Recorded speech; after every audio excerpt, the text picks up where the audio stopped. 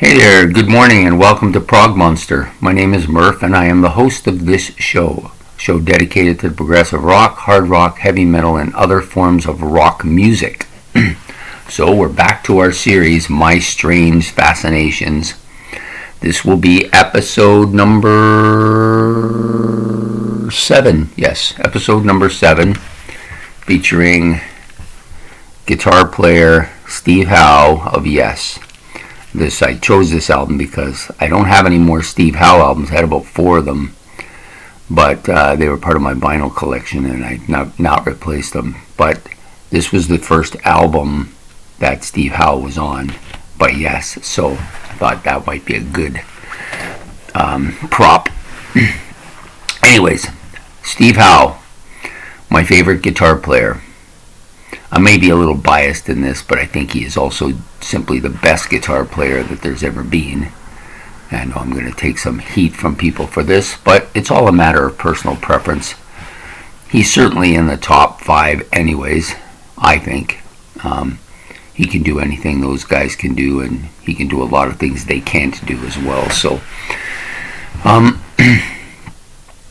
I discovered Steve Howe when I discovered Drama, which was my first Yes album, and I thought this guy's really good.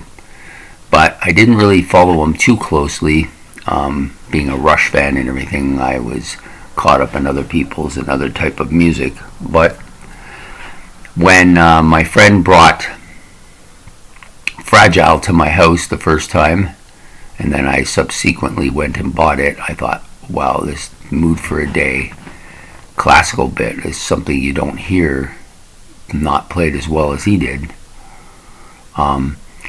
So what happened was, because that took place when I was in grade 10, I got the album Fragile when I was in grade 10, and I was taking music at school. Basically I was a trumpet player, and they had this lady come in and give a demonstration of guitar. Her name was Christina Sarpakaya. Anyways, I was so impressed with her guitar ability that I instantly wanted to learn to play guitar. That was it. I was sold on it, and so I took lessons with her for about 6 months. And I don't know what it was. I could see what she was doing. I would take it home and practice, but I just didn't have the stay-to-itness that you need in order to achieve some of these things. So I backed away. But it was Steve Howe, because I wanted to play like Steve Howe, and she was teaching me Mood for a Day and a few other things too. That's how I got into being a musician, was through Steve Howe, right? So that's probably why I chose him as being one of my strange fascinations. His story is kind of an odd story. I eventually discovered the drums, and that seems to suit me much better. Anyways, Steve Howe, I had several of his albums. Beginnings, the Steve Howe album, I had both of them.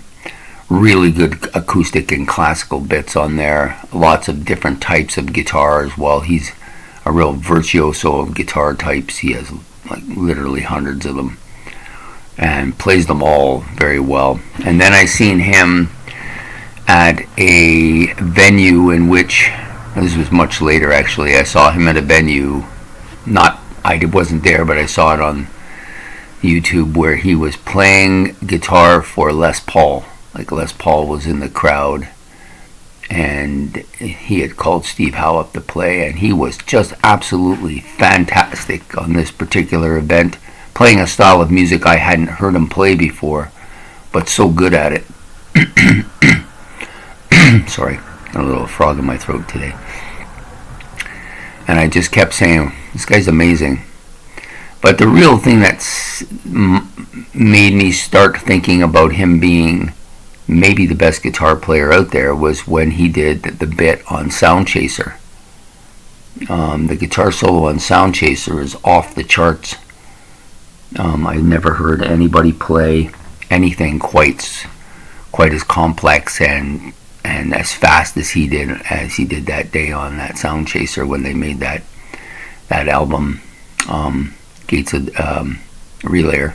Now, I'm not a huge Relayer fan, and if you've seen my recent look back at the album, you'll see that I'm not a huge fan of the album, but that part is just off the charts, just amazing. So anyways, my bit with Steve Howe has continued long past just an introduction. I still think he's one of the best guitar players out there. My only problem with Steve Howe is he has to get it in his head that he can't sing. I mean, he wasn't bad when he was doing backing vocals back in the 70s, but he just can't do those things anymore. And doing any lead part, he should really consider listening to it before he puts it out there.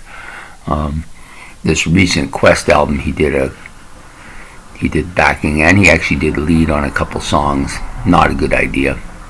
He's not Chris Squire. Chris Squire had an excellent backing vocal voice and could do the odd lead bit, but Steve Howe, forget it. He's got to learn that guitar is his forte, and he should stick with that.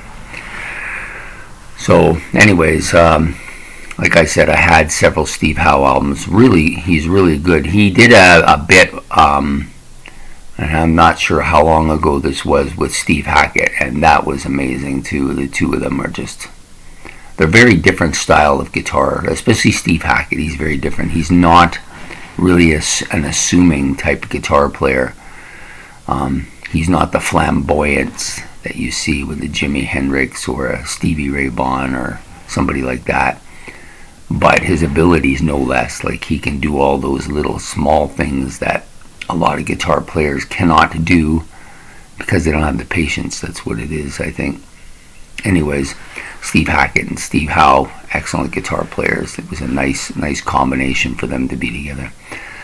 So, anyways, I highly recommend, if you haven't really followed much of Steve Howe's stuff. I mean, he did some stuff with Asia too. I believe I think Asia was the other band. He might have been in GTR, but I can't remember.